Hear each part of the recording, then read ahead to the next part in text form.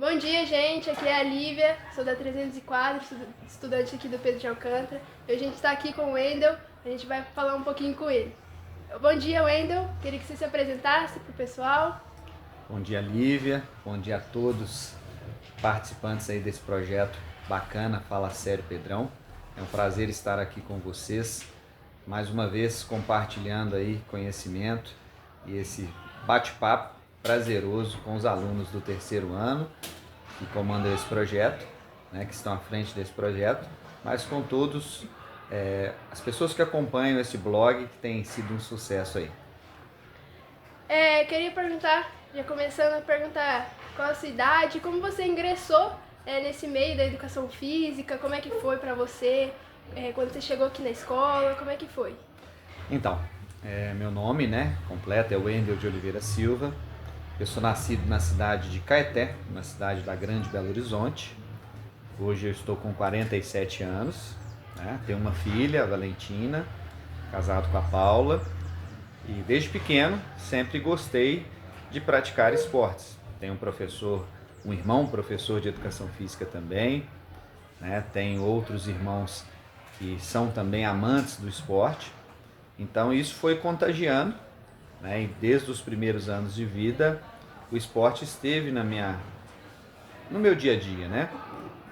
Na escola, sempre praticando as aulas de educação física e sempre gostei mais do futebol, mas na verdade sempre pratiquei todos os esportes que a gente vivencia na escola, né?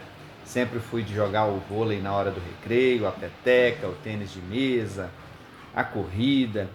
Então o esporte sempre esteve envolvido na minha vida. Eu iniciei o curso de Educação Física em 1996, vocês não eram nem nascidos, na cidade de Muzambinho, que hoje é o Instituto Federal.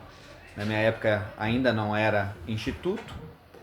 E de lá me aproximei de Varginha, né?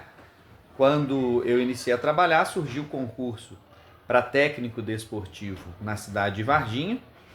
Eu já era funcionário do Estado, tinha 2 cargos no Estado, e quando eu vim assumir o cargo de técnico na CEMEL, eu transferi os meus cargos do Estado para cá. E na verdade eu vim na intenção de exonerar, de pedir dispensa do cargo aqui do Pedro de Alcântara. E na oportunidade, a diretora Arlete me recebeu muito bem, junto com a dona Sandra, que era vice-diretora, a Beth, que já estava envolvida também na direção, e elas me convenceram a assumir o cargo aqui e exonerar o outro cargo, que era para a escola industrial. Então, logo que tive essa recepção tão calorosa, tão afetiva das duas, eu percebi, das 3, né, da direção toda, eu percebi que aqui era lugar para estender aí os meus anos de trabalho. Então, em 2005 eu iniciei aqui na escola, foi quando eu encontrei com as professoras Cida Bonfim e a Silvana e iniciei junto esse trabalho paralelo entre a escola Pedro de Alcântara e também a CEMEL. Entendi. E você falou que tem uma filha, né? E como que é essa relação dela com o esporte? Ela pratica, ela gosta? Valentina é apaixonada também pelo esporte, principalmente o voleibol. Ela consegue conciliar o esporte, né, e essa paixão dela do vôlei junto com os estudos. Ela é uma menina que gosta bem da parte artística, né, de representação, através da apresentação, né, do teatro principalmente.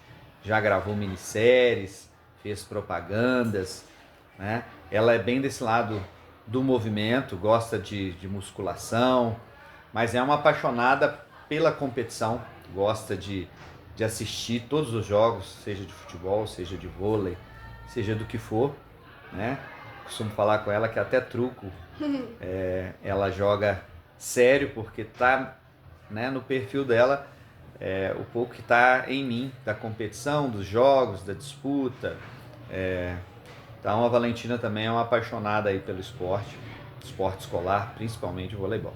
Está na família já, né? Está na família. A gente veio por agora do Geng, Eu queria que você falasse um pouquinho sobre o que você achou das várias modalidades que a gente teve. A gente teve várias modalidades que saíram de Varginha, né? Eu queria que você falasse um pouco sobre o que você achou. Então, o GENG é um projeto do Estado muito bacana. É lógico que precisam ser feitos alguns ajustes, né? Um dos ajustes é que o currículo escolar da educação física esteja mais próximo desse projeto que é do Estado do GENG. E felizmente a Escola Pedro de Alcântara sempre participa de forma brilhante nesses jogos, desde a sua etapa municipal, né, até agora a etapa estadual. Nós temos representantes nas diversas modalidades, né? Eu digo que a etapa municipal de Varginha já é uma etapa muito forte. Às vezes quem vence a etapa municipal aqui fica muito fortalecido para as outras etapas, né? Tendo em vista que o nosso município valoriza muito o esporte. Então aqui na escola, só no GENG esse ano, nós tivemos mais de 100 alunos envolvidos nas diversas modalidades.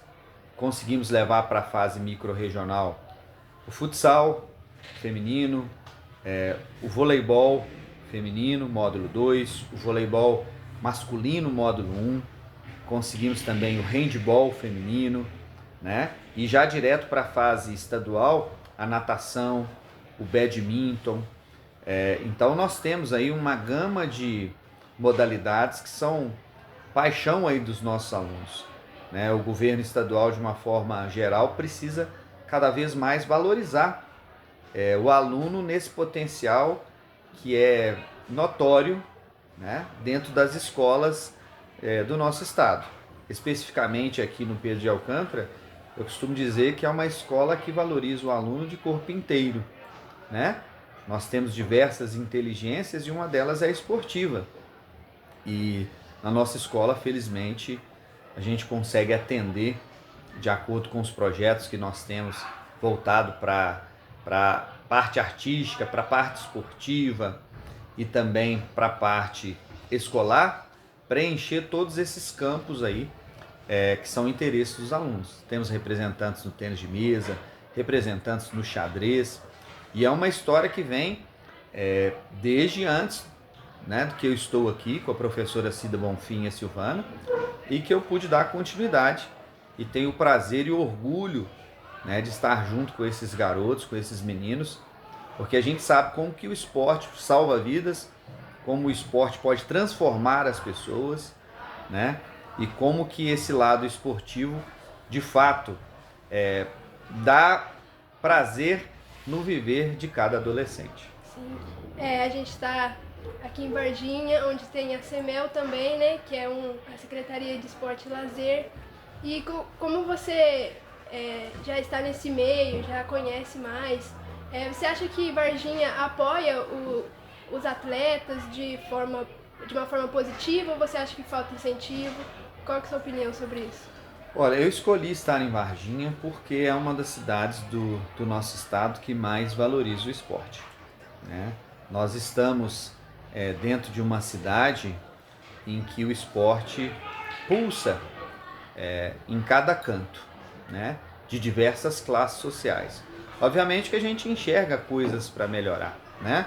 Mas um passo muito importante foi a Secretaria de Esportes agora assumir o VTC, que há tanto tempo estava parado, né? Ainda não reativou suas atividades porque ficou sucateado durante muitos anos, e a expectativa nossa é que melhore a cada dia.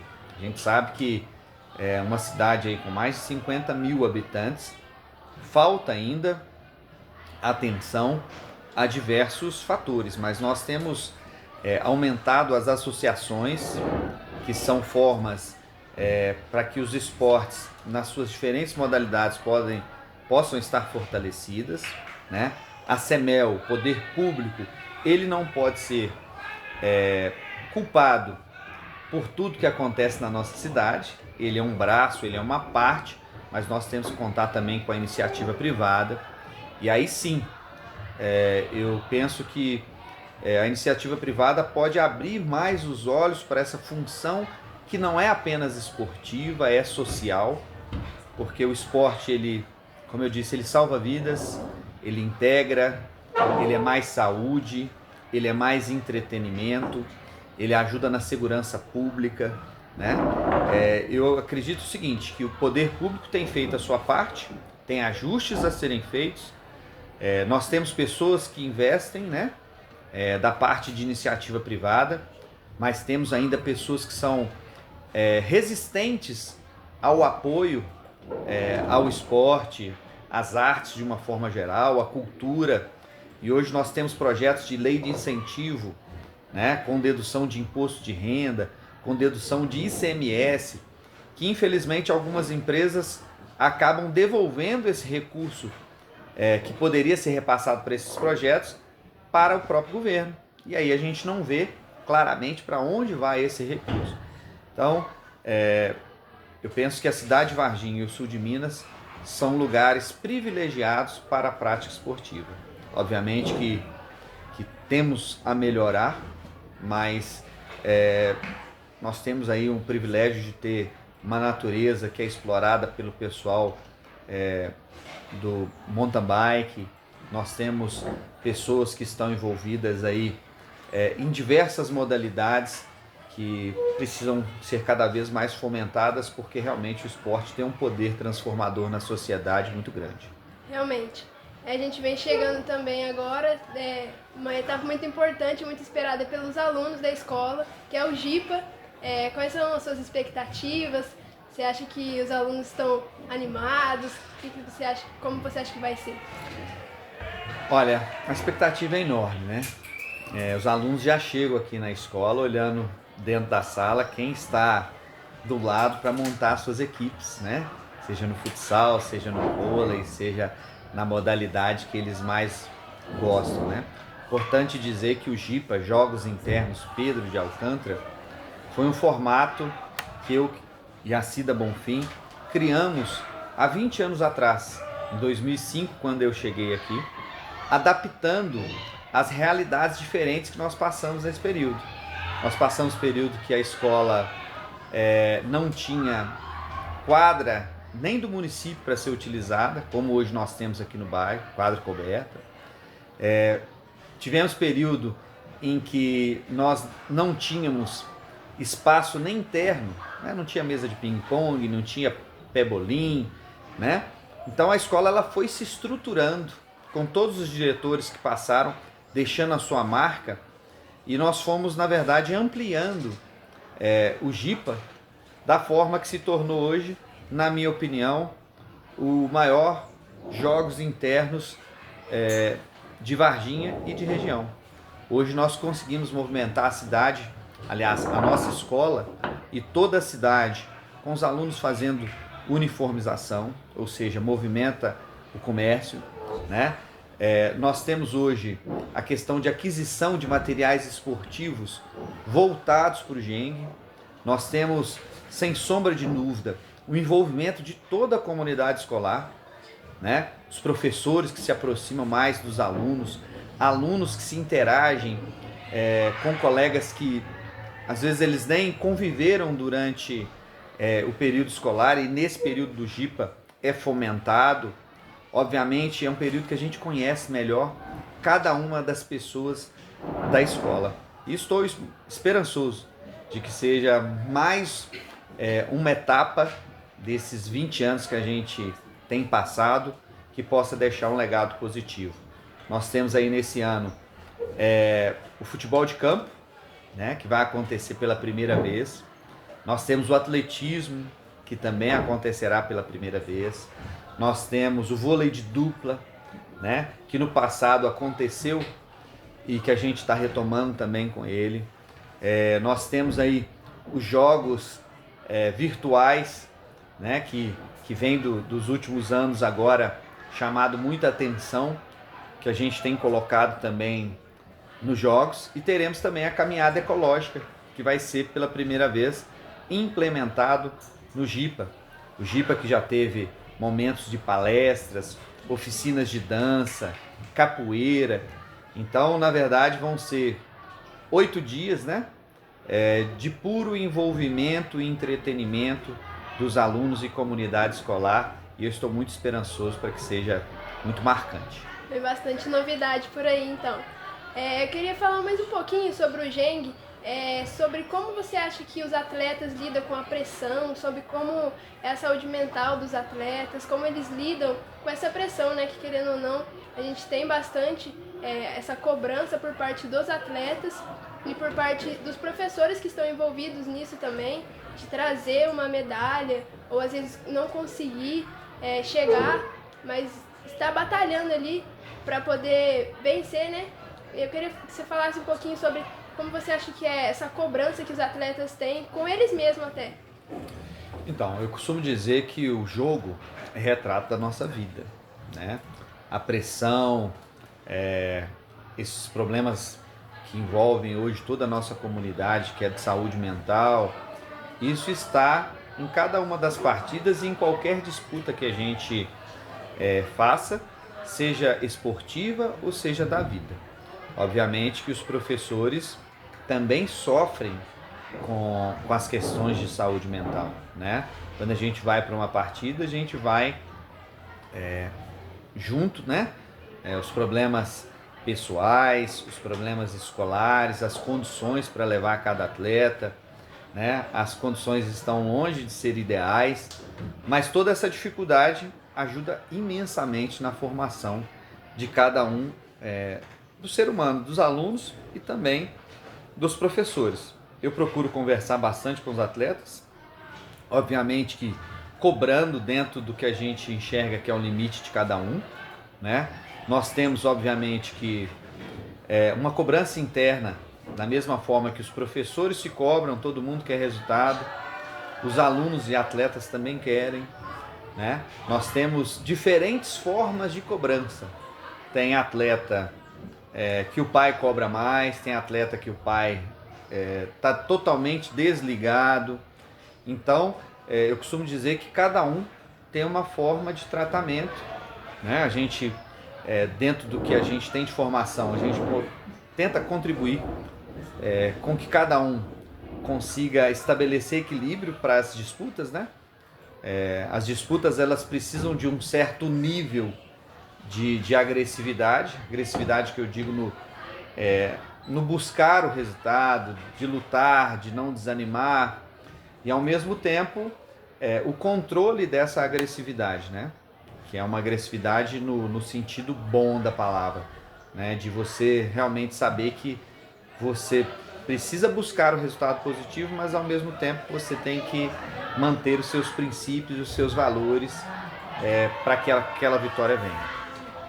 E a gente tem, não só dentro da escola, mas em todo o Brasil, vários atletas que conciliam o estudo e o esporte.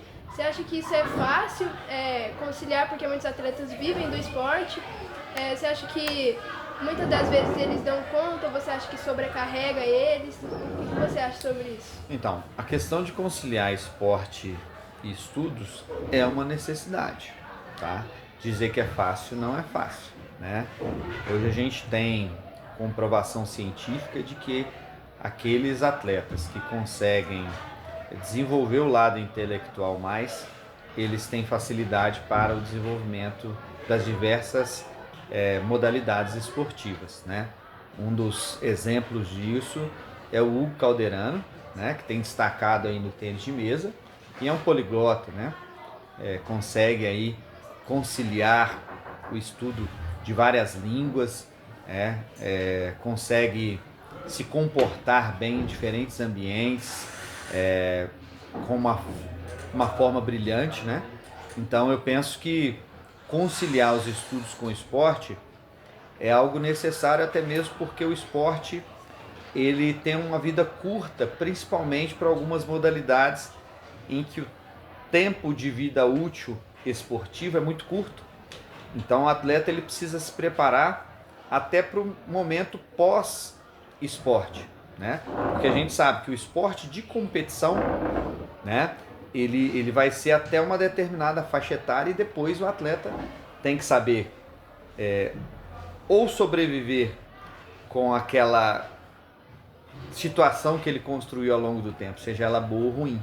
E muitos atletas focam tanto naquela modalidade esportiva que depois que deixam de ser atletas não conseguem gerir a própria vida.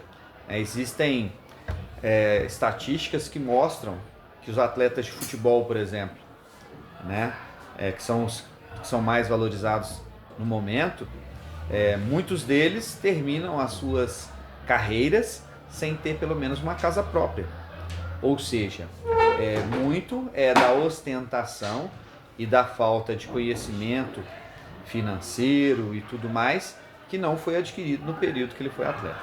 Então, a questão dos estudos, ele é fundamental, né, para que todo atleta possa se sobressair mais e para que possa também ou criar uma segunda linha, se o esporte não for alcançado de forma profissional, né, ou para mesmo gerir a própria carreira.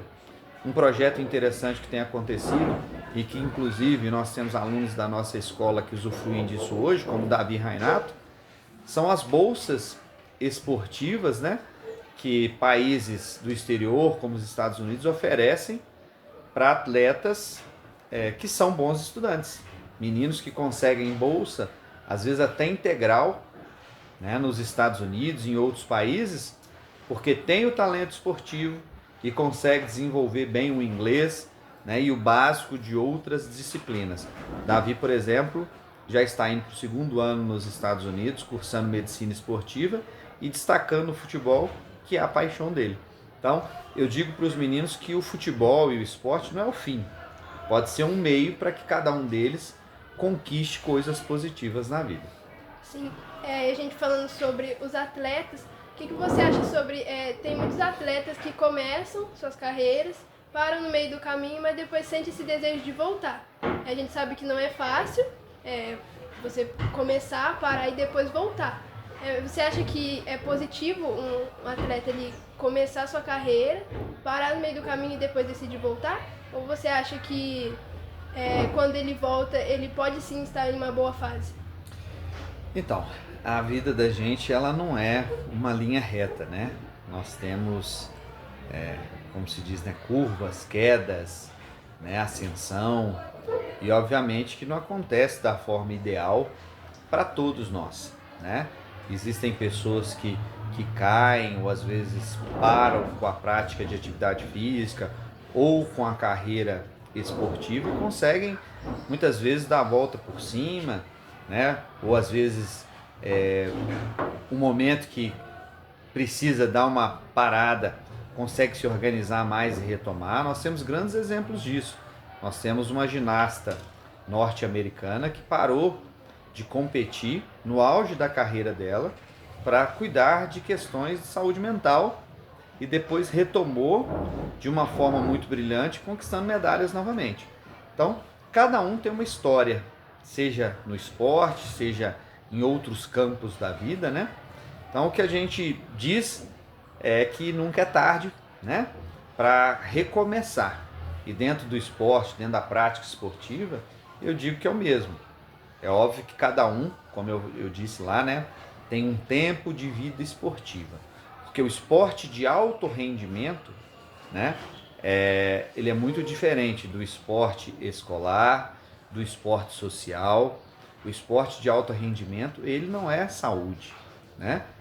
O esporte de alto rendimento, ele lesa, né? Tem atletas que sofrem com pós-período esportivo, com grandes lesões, né? Com um esforço que foi feito além do normal, né? Então, assim, o esporte participativo, o esporte escolar, o esporte social, cada um deve vivenciar em todas as etapas da sua vida. Agora, o esporte competitivo, ele tem um tempo, ele tem um prazo, né? E esse, na verdade, as decisões têm que ser tomadas muito rápidas, senão aquele tempo passa. Eu digo isso muito para os atletas de futebol que a gente lida lá na CEMEL, né? Qual atleta que os clubes buscam? Os mais novos, né? Aqueles que já passaram do tempo ali, que já estão passando dos 16, 17 anos, os clubes já não querem mais porque já consideram velhos para aquilo que eles esperam. Eles já têm as equipes formadas dentro dessa idade. Então, nessa fase importante da vida, o adolescente ele precisa muito da ajuda familiar, né? Porque se ele realmente oscilar muito ali, ele perde o time e às vezes não consegue os objetivos. Mas os demais esportes, as demais atividades esportivas e físicas da vida, a gente sabe que a gente tem que respeitar o momento, a gente tem que respeitar a fase que a gente está vivendo, né? Por exemplo, esse período que vocês estão vivendo de preparação para o vestibular, para o mercado de trabalho, a gente sabe que é um período tumultuado. Então, o que a gente fala é que não pode deixar de fazer atividade física, né? Mas às vezes dar uma reduzida para que lá na frente possa se organizar novamente é necessário. Certo.